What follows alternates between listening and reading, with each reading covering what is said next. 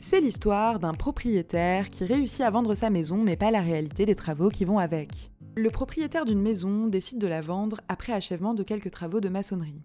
Pour calculer le montant de l'impôt dû, il soustrait du prix de vente de la maison son prix d'achat majoré du montant des travaux réalisés.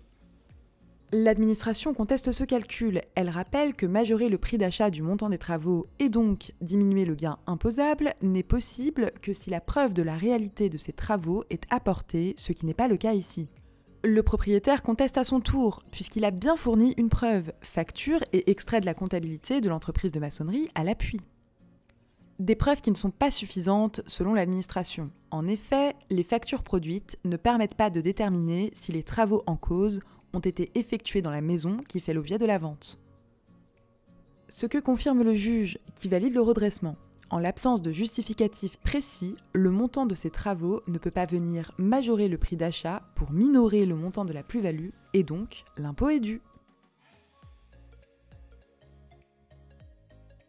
Dès lors qu'elle est effectivement imposable, une plus-value immobilière correspond à la différence entre le prix de vente et le prix de revient. Il est possible d'optimiser le montant de cette plus-value en majorant le prix de revient du logement vendu des dépenses de travaux sous condition et notamment d'être en mesure de justifier de la réalité et du montant de ces travaux. Une autre possibilité consiste à opter pour le forfait travaux qui consiste à majorer de 15% le prix d'achat de la maison, là aussi sous condition.